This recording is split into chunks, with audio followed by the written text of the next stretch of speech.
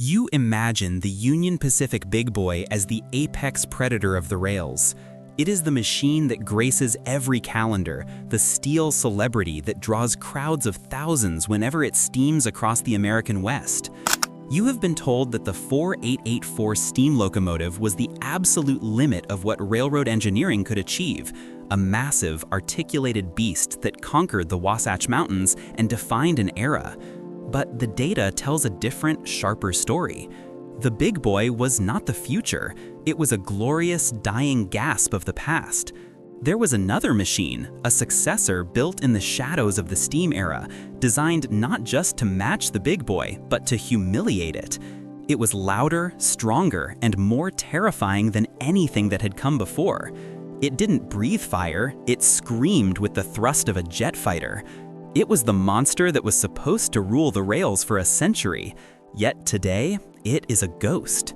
Let me show you the machine that killed steam, only to die of its own hunger. You're watching Rust and Thunder, where iron gods go to die.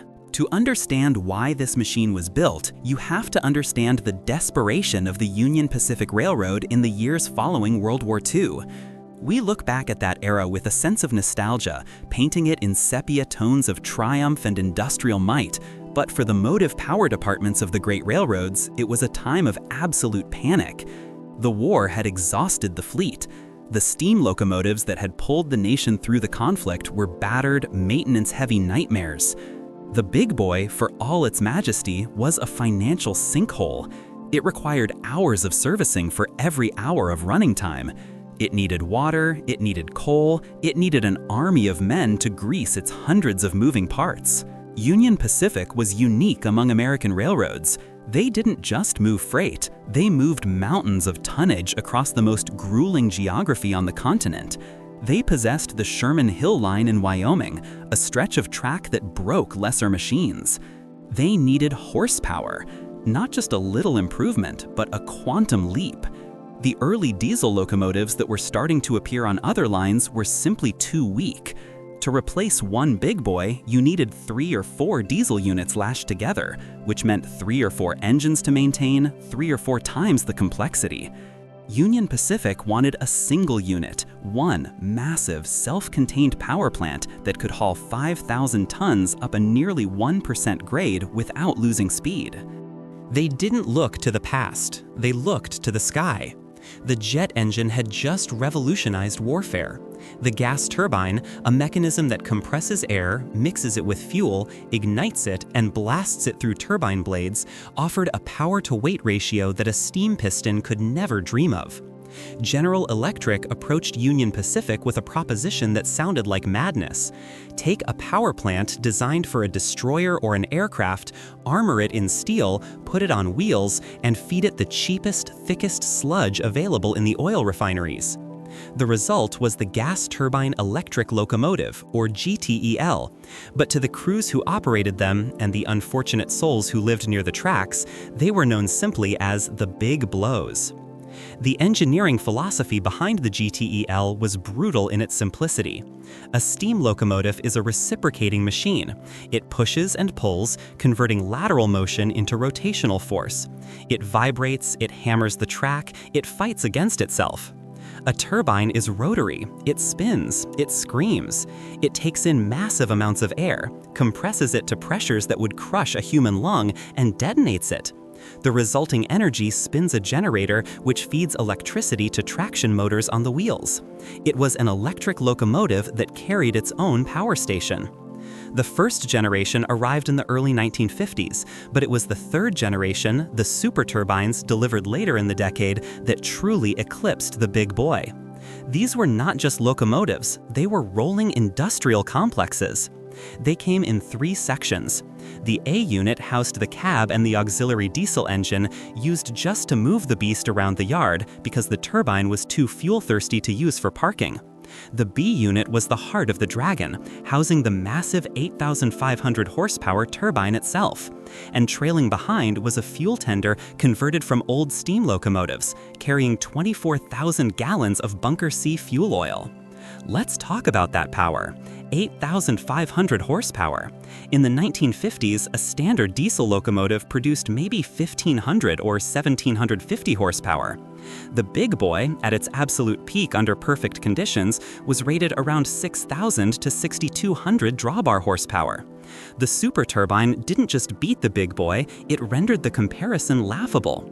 At sea level, where the air was dense, these turbines could actually produce over 10,000 horsepower, a figure so high that the electrical system couldn't handle it, and the engineers had to install limiters to keep the traction motors from melting into slag. This was the machine that was supposed to replace everything. It was designed to run high-speed freight from Council Bluffs to Ogden, turning the Continental Divide into a flat line on a graph. And for a brief, deafening window of time, it worked. The big boys were relegated to helper service or scrap lines, watching in silent envy as these screeching aluminum and steel leviathans tore past them, hauling trains that stretched beyond the horizon. But the existence of the big blow was not a peaceful reign, it was a violent assault on the senses. The sound of a big boy is rhythmic, a chuff, chuff, chuff that resonates in the chest like a heartbeat. It is a human sound.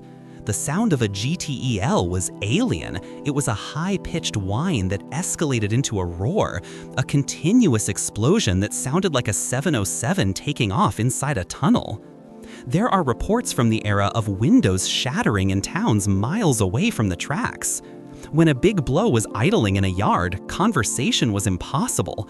The noise was so pervasive that it physically sickened people. Union Pacific had to issue special ear protection, but even that wasn't enough. The sound penetrated bone. Then there was the heat. The exhaust from a gas turbine is incredibly hot, a concentrated blast of thermal energy. When these locomotives were stopped under bridges, the heat was intense enough to warp the steel girders above them. There are legends, perhaps embellished but rooted in truth, of the bird burners, locomotives that would incinerate flocks of birds unfortunate enough to fly through the heat shimmer rising from the exhaust stacks. In the sidings, if a turbine sat too long in one place, the asphalt of the grade crossings would turn to liquid, bubbling and running off the road like lava. This was the price of progress. Union Pacific had built a machine that was effectively a weapon of brute force. It didn't care about finesse. It didn't care about the comfort of the crew. It cared only about tractive effort, and in that metric, it was the king. The super turbines could haul tonnage that would snap the couplers on lesser trains. They were the undisputed lords of Sherman Hill. So why don't we see them today? Why is the big boy the celebrity, restored to life and touring the country, while the big blows are rotting in museums or melted down into razor blades? The answer lies in the specific, tragic flaw of their design. It wasn't a mechanical failure, it was an economic ambush. The entire premise of the gas turbine locomotive was based on the price of Bunker C fuel. Bunker C is the bottom of the barrel, literally. It is the thick, black, tar-like residue left over after gasoline, kerosene, and diesel have been refined out of crude oil. In the late 1940s and early 1950s, Bunker C was considered industrial waste. Oil refineries were practically paying people to take it away. It was dirt cheap. The turbines were incredibly inefficient engines. They guzzled fuel at a horrific rate, consuming twice as much as a diesel engine. But because the fuel cost pennies, the math worked out. Union Pacific could afford to burn staggering amounts of sludge because the sludge was free. But the world changes. The petrochemical industry advanced. Chemists discovered that Bunker C wasn't just waste, it was full of long-chain polymers that could be cracked and refined into plastics. Suddenly, the bottom of the barrel was valuable. The price of Bunker C began to climb. At the same time, standard diesel technology was catching up. The new generation of diesels was becoming more powerful, more reliable, and far more fuel efficient. The math that justified the existence of the big blow began to crumble. There was also the maintenance nightmare of the fuel itself. Bunker C is so thick that at room temperature it is a solid, you can walk on it. To burn it, you have to heat it. The tenders of the GTELs were insulated and heated to 200 degrees Fahrenheit just to keep the fuel liquid enough to pump. If the heating system failed in the winter, the fuel would solidify into a block of black ice inside the tank, effectively turning the locomotive into a useless brick. The fuel was also highly corrosive. It contained vanadium and sodium, trace elements that, when superheated in the turbine blades, acted like acid, eating away the expensive alloy blades from the inside out. Union Pacific fought to keep them alive. They filtered the fuel, they treated the blades, they ran them harder and faster, trying to squeeze every ounce of value out of the investment.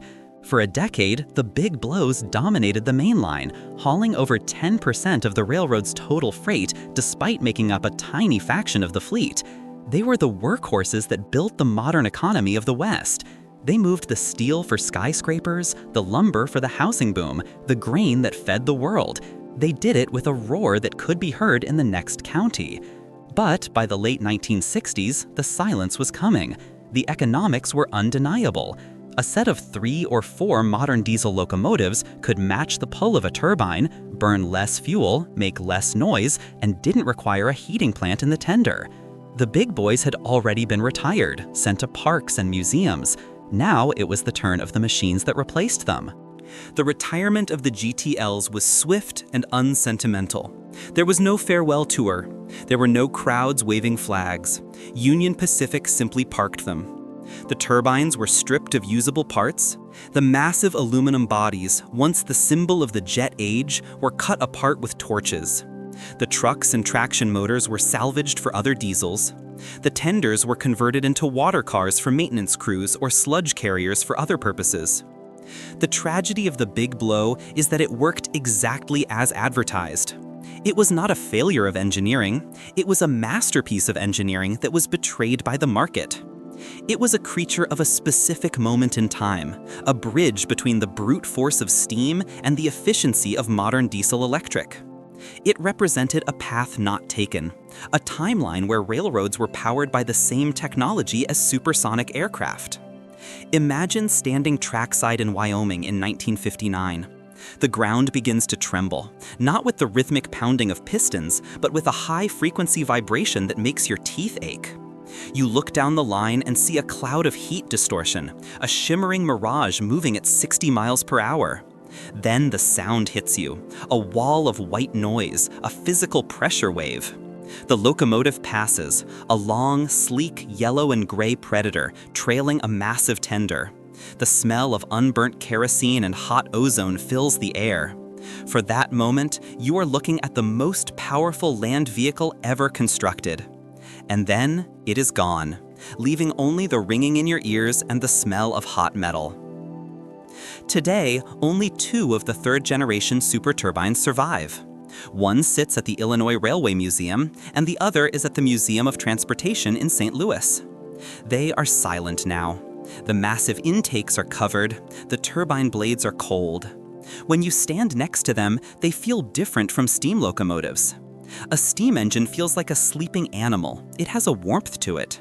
A dead turbine feels like a cold weapon, a piece of military hardware that has been deactivated.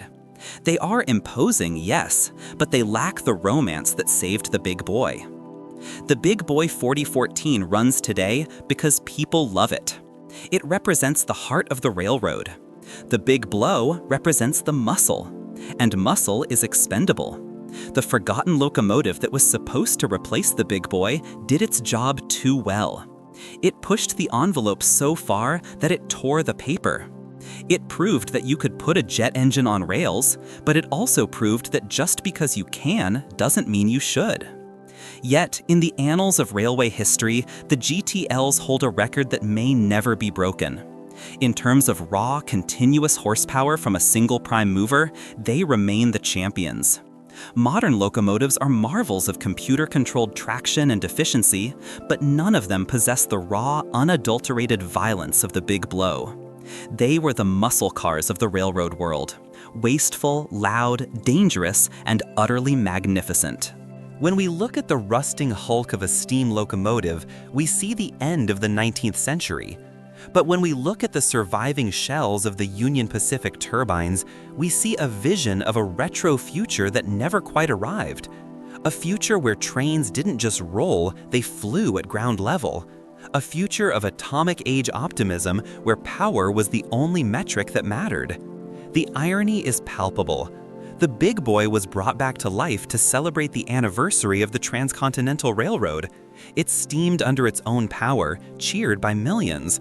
The turbines, which were built to render the big boy obsolete, sat in the dark, collecting dust. History is written by the victors, but in the world of preservation, history is written by the survivors. The big boy survived because it was beloved. The turbine died because it was feared. But the story doesn't end with the scrapping of the big blows. Their DNA lives on. The electrical transmission systems developed for them paved the way for the high-horsepower diesels of today. The experiments with truck designs and wheel slip control on the turbines taught General Electric lessons that are still applied in the locomotives rolling off the assembly line this morning. They were the sacrificial lambs of the diesel transition, burning themselves out to light the way for the future. We must also remember the crews. The men who operated these machines were a different breed. They didn't have the romantic connection to the machine that the steam crews had. You didn't nurture a turbine, you hung on for dear life. Old-timers speak of the cab vibration being so intense that it would unscrew the thermoses from their holders. They speak of the turbine cough, a respiratory irritation from inhaling the exhaust fumes that would sometimes loop back into the cab if the wind was wrong. They were riding a controlled explosion, sitting just feet away from a combustion chamber burning at 1,500 degrees. There is a specific spot on Sherman Hill near the Hermosa Tunnel where the grade is particularly punishing. If you go there today, the tracks are dominated by efficient, quiet GE Evolution Series diesels. They hum, they are polite. But if you close your eyes and listen to the wind and the sagebrush, you can almost hear the ghost of the big blow. You can imagine the air splitting apart as 8,500 horsepower fights gravity. You can feel the ground shaking from a machine that refused to acknowledge the limits of physics. The legacy of the Union Pacific GTELs is one of ambition. It is a reminder that there was a time when railroads were the cutting edge of high technology. They weren't just moving boxes, they were pushing the boundaries of thermodynamics. The big boy was the ultimate evolution of a 100-year-old idea. The turbine was the first step into a brave new world. That the step faltered doesn't make it any less impressive. In the end, the big boy might be the face of the Union Pacific, but the big blow was its clenched fist. It was the forgotten titan, the monster in the closet that the railroad tries to forget. But here, we remember. We remember the noise. We remember the heat. We remember the audacity of bolting a jet engine to a steel frame and calling it a train. The rails are quieter now. The smoke has cleared. The bunker sea oil has been refined into plastic wrap and patio furniture. But the legend of the big blow remains, a testament to a time when the answer to every problem was simply more power. As we look back at these abandoned giants, we have to ask ourselves, what else have we forgotten? What other technological marvels were scrapped and melted down because the price of fuel shifted by a few cents?